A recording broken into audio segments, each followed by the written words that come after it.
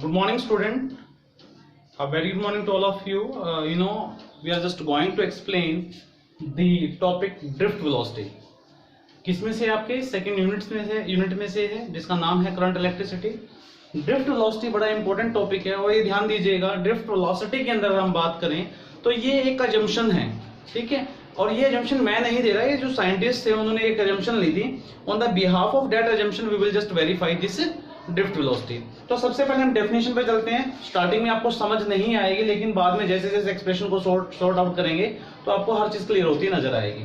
Drift velocity में हमने लिखा कि it is defined as the average velocity. पहली बात क्या है? Average velocity of all free electrons with which they get drifted toward opposite end. Opposite का मतलब यानी toward the positive terminal of the battery under the effect of external electric field. Clear ये चीज? अब ये चीज आपको क्लियर नहीं हो रही कि इसमें हम क्या कहना चाहते हैं, लेकिन जैसे जैसे एक्सप्रेशन को सॉर्ट आउट करेंगे इस डेफिनेशन को बाद में मैं उठा लूंगा. तो it is denoted by VD. यहां तक नोट डाउन कीजिए. उसके बाद हम इसका डायग्राम बनाते हैं, इसका मैकेनिज्म समझते हैं कि हो क्या रहा है. अब हम चलते हैं मैकेनिज्म की तरफ. तो पहले आप समझिएगा, बड़ा आसान है, ऐसा कुछ नहीं कि मुश्किल है.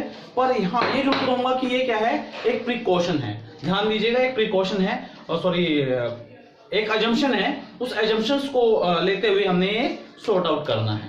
देखिए ध्यान से, मैंने एक कंडक्टर लिया, ये कंडक्टर है. ध्यान दीजिएगा, एक कंडक्टर बना रहा हूं, जैसे कॉपर की वायर है. उस कॉपर की वायर के अंदर काफी सारे इलेक्ट्रॉन्स हैं. क्यों? काफी सारे अगर एटम होंगे तो इलेक्ट्रॉन्स भी होंगे, प्रोटॉन भी होंगे. और प्रोटॉन जो है वो आपके न्यूक्लियस में टाइटली बाउंड होते हैं. तो बात ज्यादातर हम किसकी करते हैं? इलेक्ट्रॉन की करते हैं, ठीक. तो हमारे पास ये इलेक्ट्रॉन है, ये इलेक्ट्रॉन ले लिया. मान लीजिए एक इलेक्ट्रॉन है, एक इलेक्ट्रॉन आपका यहां पर है, एक इलेक्ट्रॉन आपका यहां पर है, एक इलेक्ट्रॉन आपका यहां पर है. Suppose I am taking only 4 electrons, ठीक. अब मान लीजिए इलेक्ट्रॉन एट रूम टेम्परेचर. ध्यान दीजिएगा मैं क्या लिख रहा हूं, एट रूम टेम्परेचर. अब रूम टेम्परेचर पे भी आपको पता है कि रूम टेम्परेचर ये तो है नहीं कि बिल्कुल कम टेम्परेचर होता है, कुछ ना कुछ तो टेम्परेचर होता है. और उस टेम्परेचर पे अगर आप ध्यान दें, उस टेम्परेचर पे भी हमारे इलेक्ट्रॉन वाइब्रेट करते हैं about their mean position. Clear हो रही है बात? About their mean positions. तो हम मानते हैं कि एट दैट मोमेंट जब हमारा रूम टेम्परेचर था, मान लीजिए जो ये वाला इलेक्ट्रॉन है, ये इलेक्ट्रॉन आपका इस साइड मूव करता है. क्लियर?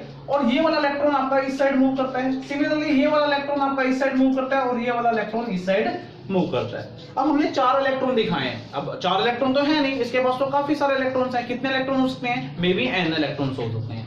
तो उस केस में अगर हम बात करें कि हर इलेक्ट्रॉन मूव कर रहा है, अगर हर इलेक्ट्रॉन मूव करता है, और ये भी नहीं कह सकते कि कौन सा इलेक्ट्रॉन कितना फास्ट होगा, कौन सा इलेक्ट्रॉन कितना स्लो होगा, क्योंकि रूम टेम्परेचर पे हमें तो ये नहीं पता कि कौन सा इलेक्ट्रॉन कहां पर प्रेजेंट है. क्योंकि हम एजम्पशन ले रहे हैं एक बॉडी के अंदर कहां पर क्या चीज है. जैसे एक डब्बे के अंदर आपने चावल के दाने डाल दिए और कलर कर दिया उन जालों को और मिक्स कर दिया, तो आपको क्या पता कि वो सरफेस पे है, बॉटम पे है, या फिर इन बिटवीन द मिडल है ऑफ द वॉल्यूम. तो यहां पर भी वही सिस्टम है. तो इसमें अगर हम ध्यान से देखें, अगर हम एवरेज वेलोसिटी लेते हैं, एवरेज थर्मल वेलोसिटी लेते हैं, तो क्या होगा?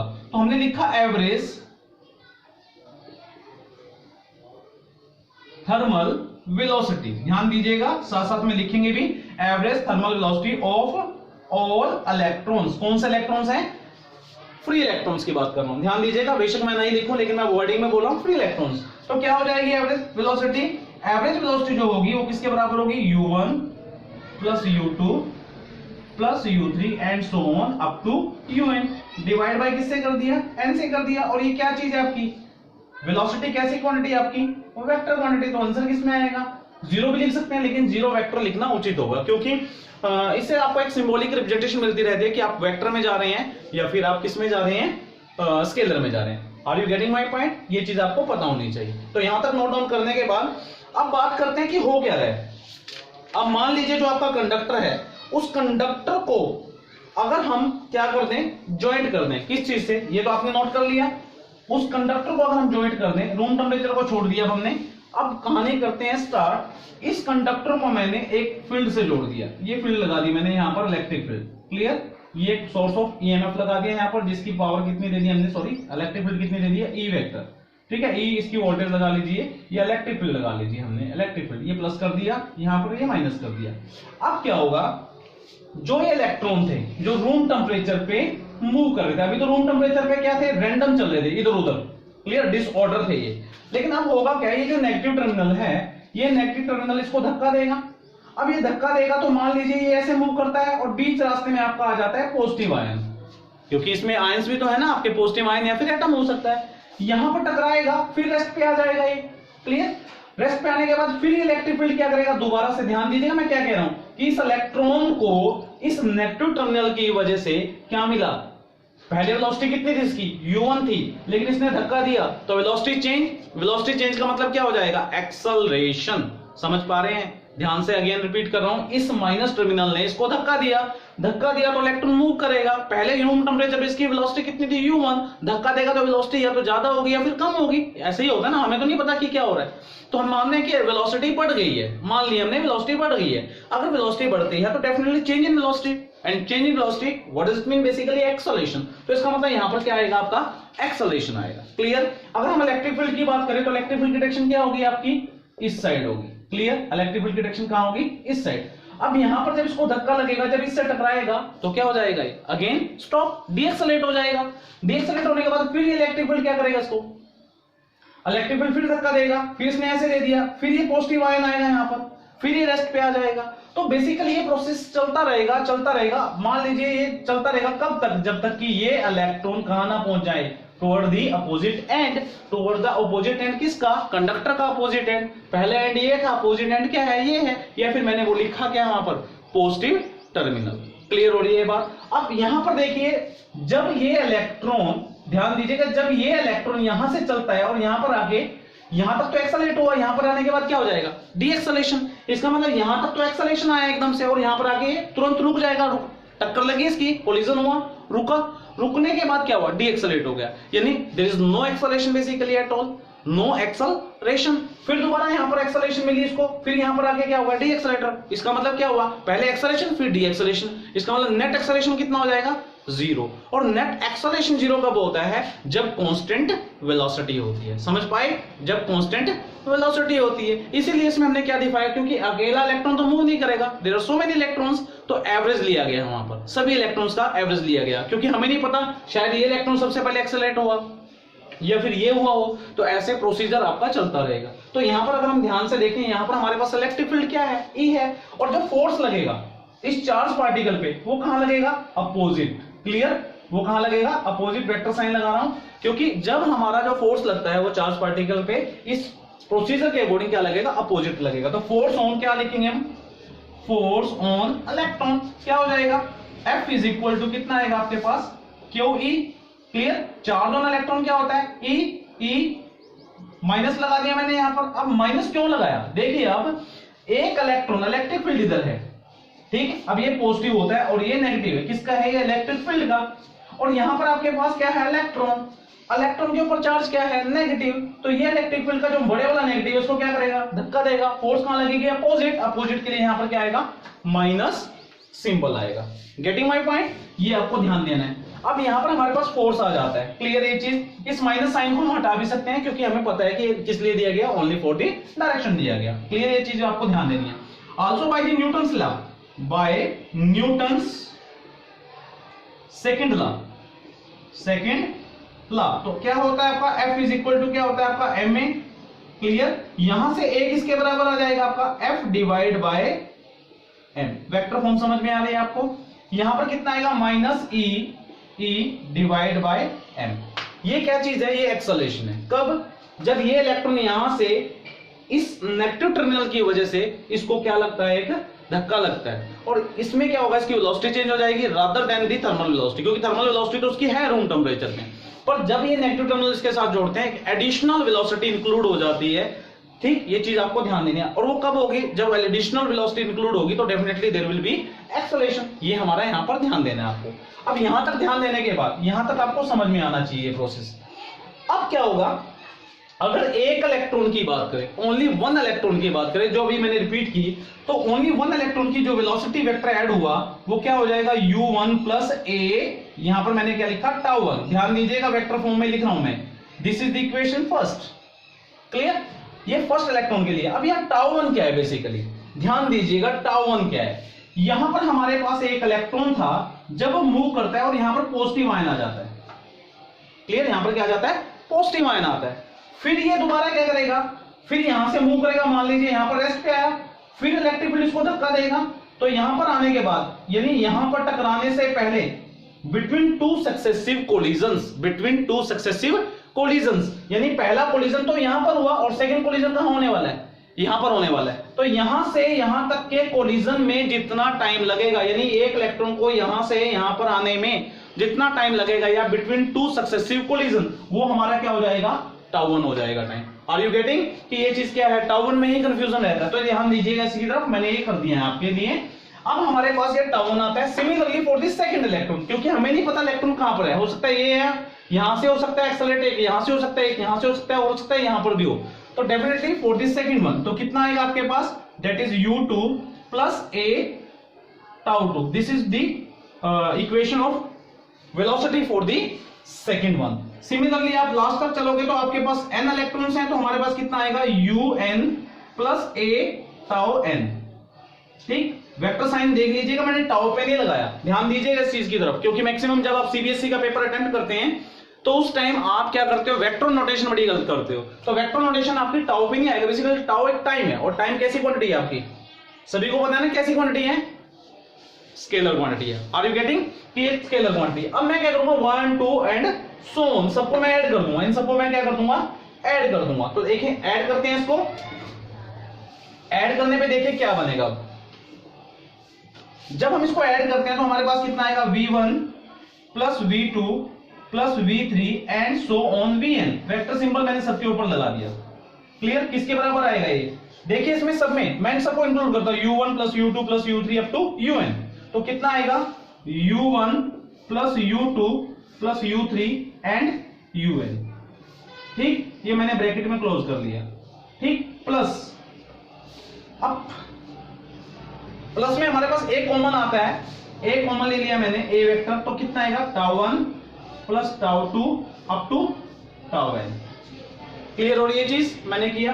अब मैं क्या करता हूं, दोनों तरफ n से डिवाइड करता हूं, डिवाइडिंग बोथ साइड लिख दिया मैंने, dividing now dividing both side by n।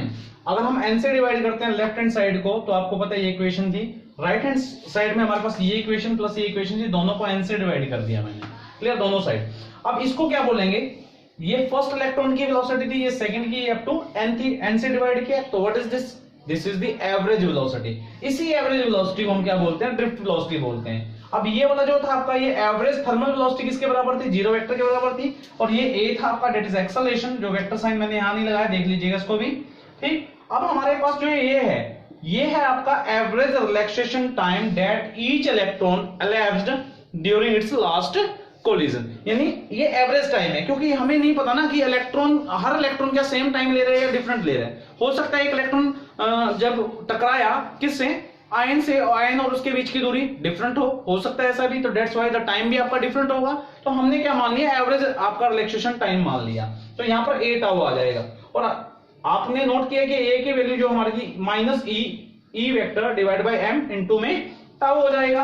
अगर हम इसको ध्यान से देखें तो इसका मतलब ड्रिफ्ट वेलोसिटी जो है, ध्यान दीजिएगा, ड्रिफ्ट वेलोसिटी, और ये इलेक्ट्रिक फील्ड है, और यहां पर क्या है, माइनस, तो इसका मतलब ड्रिफ्ट वेलोसिटी जो है it is always opposite to the electric field. तो मैं डायग्राम में थोड़ा यहां दिखा रहा हूं आपको बना के, क्या हो जाएगा, मैं यहां बना के दिखा रहा हूं, आपको याद रहेगा कि जो ड्रिफ्ट वेलोसिटी है, मान लीजिए ये आपका इलेक्ट्रॉन है, ये इधर मूव करता है किस वेलोसिटी से, ड्रिफ्ट वेलोसिटी से, और इसके ऊपर मैंने एरो लगा दिया, यानी वेक्टर सिंबल लगा दिया। अब ये कहां मूव कर रहा है, इस साइड, और इलेक्ट्रिक फील्ड कहां है, उस साइड। अगर बात मैग्नीट्यूड की करते हैं फॉर द न्यूमेरिकल, तो आप सिंपल भी लिख सकते हैं E tau divide by m। Are you getting my point, E tau divide by m। Second एक चीज और आती है न्यूमेरिकली, जब आप न्यूमेरिकली डील करते हो तो हमें ये पता है कि बाय द फर्स्ट चैप्टर, ध्यान दीजिएगा, बाय द फर्स्ट चैप्टर अगर हमें याद हो ड्रिफ्ट वेलोसिटी, चलो कंसेप्ट यहां तक क्लियर होता है। फर्स्ट चैप्टर में आपने एक इक्वेशन नोट की होगी, मैं थोड़ा याद करवा देता हूं, आपका E is equal to VL होता होगा, E is equal to VL, समझ पा रहे हैं आप, E is equal to VL, sorry V is equal to EL, V is equal to EL होती है। तो यहां से E की वैल्यू कितनी आएगी, V बाय L। तो देयरफॉर हमारा ड्रिफ्ट वेलोसिटी जो आया वो कितना था, E टाउ डिवाइड बाय क्या था आपके पास, M था, तो E की वैल्यू कितनी आ जाएगी, V बाय ML टाउ। तो ये आपका न्यूमेरिकली कहीं ना कहीं हेल्पफुल रह सकता है। तो नोट डाउन करेंगे इन चीजों को, बहुत इंपॉर्टेंट है। और इसके बाद नेक्स्ट टॉपिक पे चलते हैं, तब तक इसको नोट डाउन कीजिए। Now the next definition basically mobility जो हमारा है उसको डिफाइन करते हैं drift velocity per unit electric field applied across the ends of conductor. तो वैल्यू पुट की हमने, यहाँ पर हमारे पास किसके बराबर है, Q tau divide by M. अब इसको हम दो चीजों से नोट करते हैं। जो ये चीज है इट इज पॉजिटिव, ये क्या चीज होगी आपकी, पॉजिटिव। किसके लिए, फॉर बोथ, ध्यान दीजिएगा, for both electron and positive charge, positive charge दोनों के लिए पॉजिटिव होगी।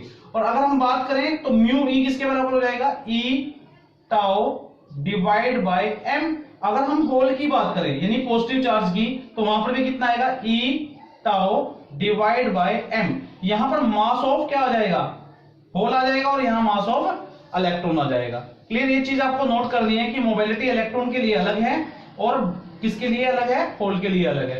लेकिन जब तक ज्यादातर हम बात जो करते हैं वो किसकी करते हैं, इलेक्ट्रॉन की करते हैं, क्योंकि जो पॉजिटिव आयंस है या फिर हम बात करें प्रोटॉन की, वो टाइटली बाउंड रहते हैं। तो डेट्स वाई हम ज्यादातर बात किसकी करते हैं, इलेक्ट्रॉन की करते हैं। तो नोट डाउन करेंगे। और जो करंट है आपका, करंट आपका बोथ की वजह से ही होगा, यानी इलेक्ट्रॉन और होल दोनों की वजह से आपका करंट काउंटेड होता है। ध्यान दीजिएगा इस चीज की तरफ। क्लियर, ये चीज नोट डाउन कीजिए। उसके बाद एक इंपॉर्टेंट रिलेशन हम करने वाले हैं, नोट डाउन कीजिए। नेक्स्ट टॉपिक आपका जो आता है, relation between electric current and drift velocity, electric current and drift velocity. तो ध्यान दीजिएगा इसकी तरफ भी, बड़ा आसान सा टॉपिक है और न्यूमेरिकली मतलब थोड़ा सा हमें समझने की जरूरत भी है, क्योंकि न्यूमेरिकल्स बहुत आते हैं चैप्टर में। तो न्यूमेरिकल्स के लिए आपको फार्मूले और उसका जो बेस है वो पता होना चाहिए। तो हमने एक कंडक्टर लिया, जैसे कि आप देख रहे हैं, एक वायर हो सकती है कॉपर की वायर, जिसकी लेंथ कितनी दिखाई मैंने, एल दिखाई, जिसका एरिया ऑफ क्रॉस सेक्शन कितना ले लिया, ए ले लिया। ठीक है, ये चीज ध्यान दीजिएगा इसकी तरफ। अब हमें पता है कि जब हम इस कंडक्टर को किससे जोड़ देंगे, इलेक्ट्रिक फील्ड से जोड़ देंगे, तो डेफिनेटली जो करंट है, तो करंट जो बनेगा इसके अंदर, और या जो आपके इलेक्ट्रॉन है जो मूव करेंगे, वो आपके किस वजह से मूव करेंगे, ड्रिफ्ट वेलोसिटी का जो कंसेप्ट है उसकी वजह से मूव करेंगे। Are you getting, drift velocity की वजह से मूव करेंगे। और ड्रिफ्ट वेलोसिटी हम इस चैप्टर, इस लेक्चर में ही समझ चुके हैं। तो देखिए इलेक्ट्रॉन मूव करेगा, और आपको पता है कि जब ये इलेक्ट्रॉन मूव करेगा तो ड्रिफ्ट वेलोसिटी इस प्रकार से होगी। इसकी डायरेक्शन मैंने इन्वॉल्व किया है यहाँ पर। अब ये चीजें होने के बाद आप नोट कीजिएगा इस चीज को, जो हमने माना है सिर्फ फिलहाल। अब हम बात करते हैं जो मेन है कि एन, नंबर डेंसिटी। ध्यान दीजिएगा, एन, इन चीजों का कंसेप्ट आपको समझना जरूरी है। ये क्या चीज है, एन नंबर डेंसिटी है। इसको क्या बोलते हैं, नंबर डेंसिटी। नंबर डेंसिटी का मतलब क्या है, ब्रैकेट में लिख रहा हूं, number of electrons per unit volume, per unit volume. Clear, यानी मान लीजिए, अब मैं थोड़ा सा बता देता हूं आपको। मान लीजिए ये आपके पास 10 मीटर क्यूब वॉल्यूम है, और 1 मीटर क्यूब में, सपोज 1 मीटर क्यूब में आपके पास 1 इलेक्ट्रॉन है। समझ पा रहे हैं? तो अगर आपसे कोई पूछता है कि 2 में कितने होंगे, तो आप कहोगे मल्टीप्लाई कर देते हैं। तो आपने क्या किया, 2 गुना में 1 कर दिया। 3 में कितने होंगे, 3 गुना में 1 कर दिया। 10 में कितने होंगे, 10 गुना में 1 कर दिया, तो 10 इलेक्ट्रॉन हो जाएंगे। तो यही कंसेप्ट हमें लेना है कि 1 मीटर क्यूब वॉल्यूम के अंदर हमारे पास कितने हैं, n है। क्लियर, अब चलते हैं हम इन्हीं चीजों से कंसेप्ट को यूज करते हुए। देखिएगा वॉल्यूम कितना होगा कंडक्टर का, अगर हम बात करें वॉल्यूम, वॉल्यूम ऑफ कंडक्टर कितना हो जाएगा। देखा जाए तो वैसे क्या होता है, लेंथ गुना में ब्रेथ गुना में हाइट। मैं थोड़ा नॉर्मल तरीके से लिख देता हूं, लेंथ गुना में ब्रेथ गुना में हाइट। और लेंथ गुना में ब्रेथ क्या हो जाएगा आपका पास, एरिया, और हाइट कितनी ले ली मैंने, एल। तो वॉल्यूम कितना हो जाएगा आपका, L. Getting my point, L हो जाएगा। बड़ा सिंपल तरीके से मैं समझा रहा हूं ताकि आपके समझ में आ जाए, एल हो जाएगा। अब एल आपके पास हो जाता है, ये है आपका वॉल्यूम। अगर आपसे कोई पूछता है टोटल नंबर ऑफ इलेक्ट्रॉन कितने होंगे, टोटल नंबर ऑफ इलेक्ट्रॉन कितने होंगे, अगर हमें ये नोट डाउन करना है, तो इन चीजों को नोट डाउन करने के लिए टोटल नंबर ऑफ इलेक्ट्रॉन्स। देखिए अब हमने लिख दिया टोटल नंबर ऑफ इलेक्ट्रॉन्स कितने हो जाएंगे। अब 1 मीटर क्यूब में n है, और ये टोटल का टोटल वॉल्यूम है, तो मल्टीप्लाई कर देंगे कितना आएगा, NaL। क्लियर है ये चीज, NaL। ये क्या है, टोटल नंबर ऑफ इलेक्ट्रॉन्स।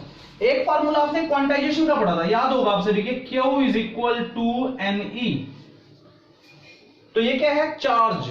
अब इस पूरे कंडक्टर पे चार्ज कितना होगा, चार्ज के लिए हमें क्या चाहिए, ये n को मिटा रहा हूं मैं, वैसे लिखता रखा है n, क्योंकि ये n और ये n डिफरेंट हो सकते हैं, तो सपोज मैंने इसको कैपिटल N ले दिया। अब कैपिटल N क्या है, टोटल नंबर ऑफ इलेक्ट्रॉन, क्या है आपके पास, ये टोटल नंबर, ध्यान दीजिएगा इसकी वजह से, टोटल नंबर ऑफ इलेक्ट्रॉन्स, और ये क्या है आपका, charge on electrons, charge on electron. तो टोटल नंबर ऑफ इलेक्ट्रॉन यानी total number of charge, charge क्या होगा, टोटल चार्ज, अगर हमने लिख दिया टोटल चार्ज, टोटल चार्ज को मैंने क्यू से डिनोट कर दिया, तो किसके बराबर होगा, नंबर किसके बराबर है, इसको मैंने कैपिटल N मान लिया, तो n गुना में e हो जाएगा, देखा जाए तो n कितना है आपके पास, NaL, और ये e तो है ही इसके साथ, तो कितना हो जाएगा, दिस वन। तो Q की वैल्यू कितनी आ जाती है आपके पास, इतनी आ जाती है। ये चीजें आपको नोट डाउन करनी है, नोट डाउन कीजिए इनको पहले।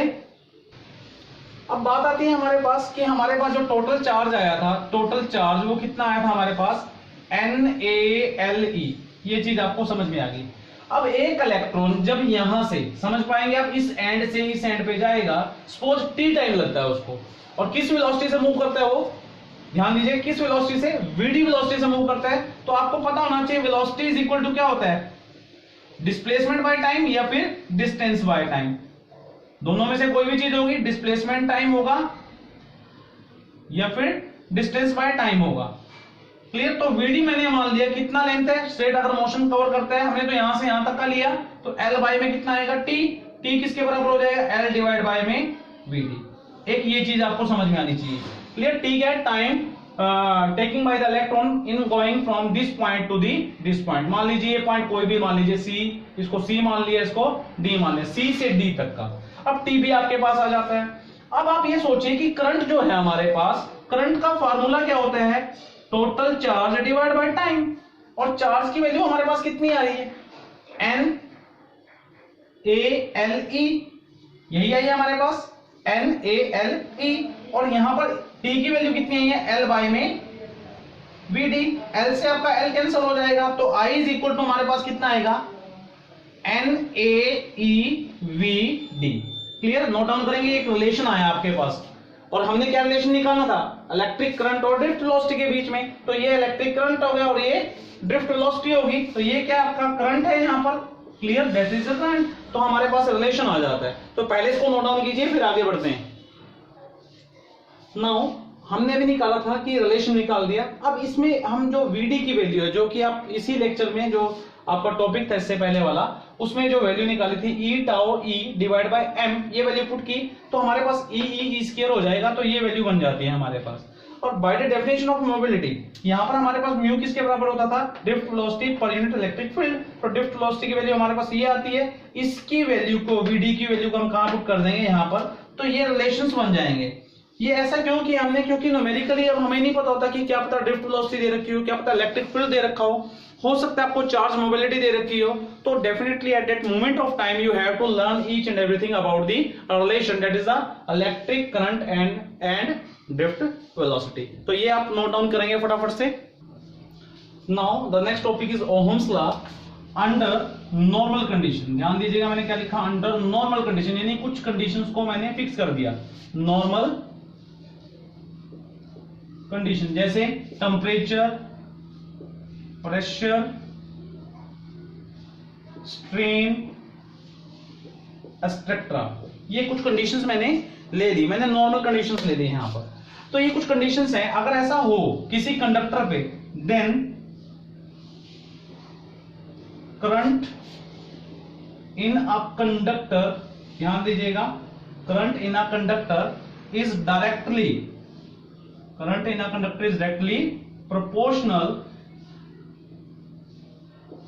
to the potential difference applied, clear है। मतलब अगर I बढ़ाते हैं तो V भी आपका क्या होगा, बढ़ेगा, और अगर I बढ़ता है तो V भी बढ़ेगा, तो हम इसको ऐसे लिख सकते हैं, V प्रोपोर्शनल टू I और V is equal to RI। अब ये R क्या है, बेसिकली जो ये R है, इसी को बोलते हैं हम कांस्टेंट ऑफ प्रोपोर्शनल कांस्टेंट, या फिर रेजिस्टेंस, क्या बोलेंगे, या फिर रेजिस्टेंस। और किस पे डिपेंड करता है? लेंथ पे। क्लियर? लेंथ पे डिपेंड करता है, टेम्परेचर पे भी डिपेंड करता है, और किस पे डिपेंड करता है? और नेचर ऑफ मटेरियल पे भी डिपेंड करता है। Nature of material. Clear? Nature of material पे भी डिपेंड करता है, शेप पे भी डिपेंड करता है। तो ये चीज आपको नोट करना। नेचर ऑफ मटेरियल का मतलब यानी कॉपर ले लिया तो क्या होगा रेजिस्टेंस, आयरन ले लिया तो क्या रेजिस्टेंस होगा। तो अलग अलग चीजों पे डिपेंड करता है। कोई चीज मोटी होगी तो क्या होगा, ठीक, हर चीज पे डिपेंड करता है। तो ये चीज नोट डाउन करेंगे आप। ये आपका V is equal to R I. R का मतलब क्या हो जाएगा यहां से V डिवाइड बाय आई, और आर का मतलब वैसे नॉर्मल क्या होता है? It is the obstruction, it is the obstruction in the path of current. यानी करंट को जो चीज रोक दे उसको हम क्या बोलते हैं? रेजिस्टेंस बोलते हैं। क्लियर है ये चीज? और इसका सिंबल क्या होता है? इसका सिंबल आप याद करेंगे, इसका सिंबल क्या होता है? ये होता है। और इसका जो यूनिट है, अगर यूनिट की बात करें तो क्या हो जाएगा? यूनिट हो जाएगा ओहम। किस क्या हो जाएगा? Unit ohm. ये नोट डाउन करेंगे आप। अब यहां तक करने के बाद, क्योंकि देखो ये चीज आप पढ़ के आ चुके हो 10th में, फिर हमने दोबारा रिपीट क्यों किया?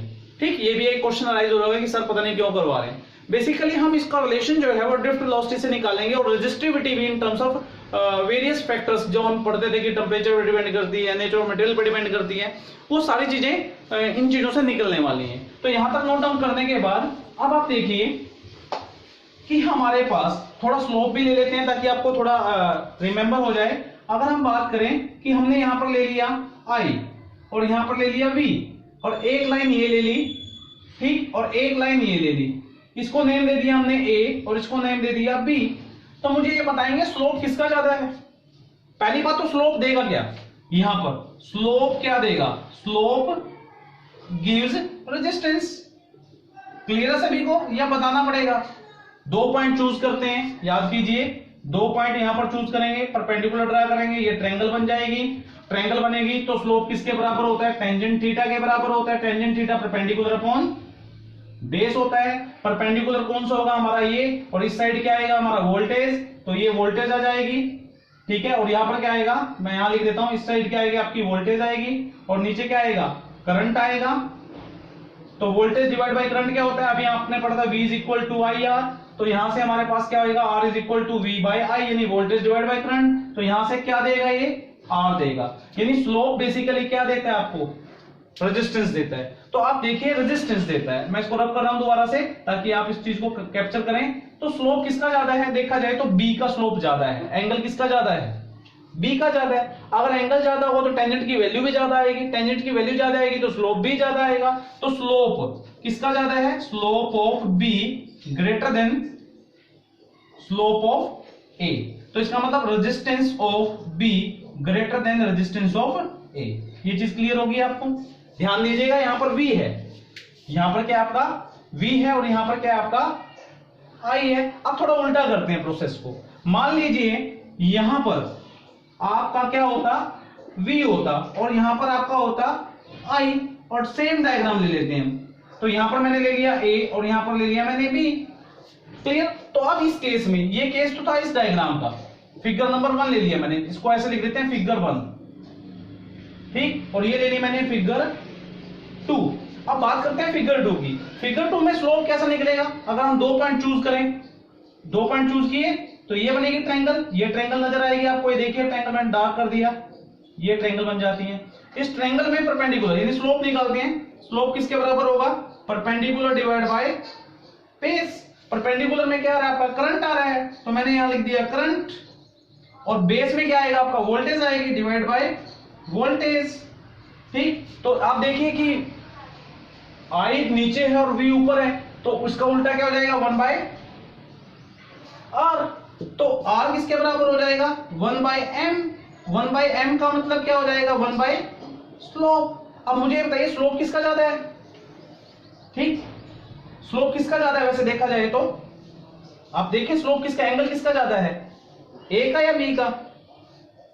B का स्लोप ज्यादा है, B का स्लोप ज्यादा है। B का स्लोप ज्यादा होगा तो रेजिस्टेंस क्या हो जाएगा? कम। तो इस केस में resistance of B less than resistance of A, उल्टा बन जाएगा आपका।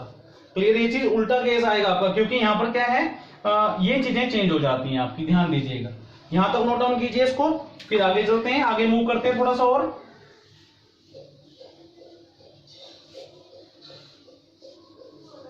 अब चलते हैं थोड़ा सा कंसेप्ट को घुमाते हैं। यू नो वेरी वेल, तो वीडी जो हमारा था वो किसके बराबर आया था, ध्यान दीजिए। वीडी आया था हमारा ई टाउ डिवाइड बाय एम, आया था आपका ई टाउ डिवाइड बाय एम। और अगर याद हो तो v इज इक्वल टू, मैंने आपको ये भी समझाया था, EL होता है, और L क्या था, लेंथ ऑफ द कंडक्टर। पीछे डायग्राम बनाया था हमने लेंथ ऑफ द कंडक्टर। तो यहां से E की वैल्यू कितनी आ जाएगी, V बाय L। तो यहां से इस वैल्यू को मैं कहां पुट कर दूंगा, यहां पर पुट कर दूंगा, तो मेरे पास कितना आएगा, E V divide by ML tau, यही आएगा। चेक कर लीजिए, ML आ जाएगा और यहां पर टाउ आ गया, VL आ गया। ये किसके बराबर है, I VD के बराबर है। आल्सो हमें एक ये चीज भी पढ़ी थी, I इज इक्वल टू क्या था आपका, ANEVD, ANEVD, ये कंसेप्ट आपने पढ़ा था। तो यहां पर VD की वैल्यू जो ये वाली वीडियो की वैल्यू आई है हमारे पास, ये वैल्यू कहां पुट कर देंगे, इसमें पुट कर देंगे। तो हमारे पास कितना आएगा, ANE और ब्रैकेट में हमारे पास EV टाउ डिवाइड बाय कितना आएगा, ML। नोट डाउन करेंगे इसको साथ साथ में। यहां से कितना आएगा, ANE square V tau divide bye ML। अब मैं V को साइड में करता हूं, बाकी साइड में इधर रख लेता हूं। तो कितना आएगा, ANE square tau divide by M, और यहां पर कितना आएगा आपके पास V, और ये किसके बराबर आया, ये बराबर आया आपका I के बराबर। क्लियर। अब आपको पता है कि V बाय I, ML भी है यहां पर, L भी आएगा आपका। V बाय I क्या होता है आपका, रेजिस्टेंस। तो देखिए ये V है, इसके नीचे I ले आते हैं, तो यहां पर कितना आ जाएगा, ML divide by ANE square tau. ठीक, यही आएगा ना, ML डिवाइड बाय कितना आ जाएगा, ANE स्क्वायर टाउ। किसके बराबर आ जाएगा, V by I, that is equal to resistance. तो ये क्या चीज आएगी आपके पास, रेजिस्टेंस आई। ठीक है, और रेजिस्टेंस क्या होती है, कांस्टेंट होती है। अब आप ये सोचिए कि मान लीजिए आपने कॉपर की वायर ले ली, तो कॉपर की वायर के अंदर चाहे इतनी बड़ी वायर हो चाहे इतनी वायर हो, तो कॉपर का जो एक यूनिट वॉल्यूम है उसके अंदर n यानी नंबर ऑफ इलेक्ट्रॉन्स क्या चेंज होते रहेंगे हर कॉपर के अंदर, नहीं चेंज होंगे। तो इसका मतलब क्या हो जाएगा, for a given area for a given length the total number of electron is constant. Clear ये चीज। सेकेंडली हमने टेम्परेचर को भी यहाँ पर क्या लिया, कांस्टेंट लिया। अगर टेम्परेचर कांस्टेंट लेंगे तो डेफिनेटली और चीजें भी आपकी क्या हो जाएंगी, कांस्टेंट हो जाएंगी। तो R क्या बन जाएगा यहाँ पर, R क्या है आपका, रेजिस्टेंस है, जो कि किसके बराबर आएगा, ML divide by ANE square tau. Clear, note down करेंगे यहाँ पर इसको भी। अब देखिए आप, हमारे पास जो R आया था, R में हमने कंपेयर किया इसको रो L बाय A, जो कि 10th में पढ़ चुके हैं। रो की वैल्यू कितनी आएगी, M divide by NE square by tau.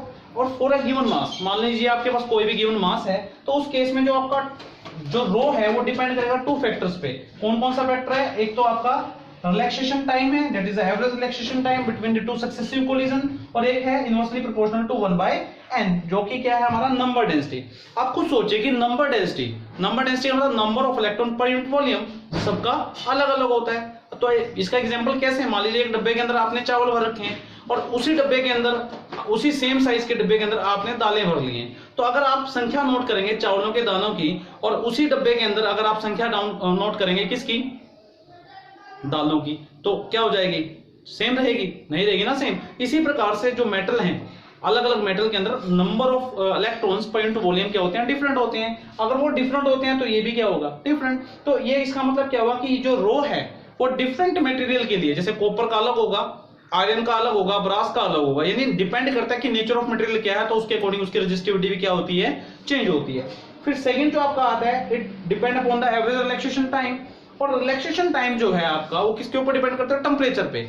अगर टेम्परेचर बढ़ाते हैं, ध्यान दीजिएगा मैंने लिख दिया, अगर टेम्परेचर को बढ़ाते हैं, तो नोट डाउन कीजिएगा, टेम्परेचर को बढ़ाने से क्या होगा, अगर टेम्परेचर को बढ़ाते हैं तो इससे क्या रिजल्ट बनेगा, ध्यान दीजिएगा क्या रिजल्ट बनेगा। अगर टेम्परेचर बढ़ाते हैं तो रिलैक्सेशन टाइम जो है वो बढ़ेगा घटेगा। अब देखिए टेम्परेचर बढ़ाया आपने तो डेफिनेटली फ्रीक्वेंट कोलिजन फटाफट से होंगे तो टाइम ज्यादा लगेगा कम लगेगा, तो टाइम कम लगेगा।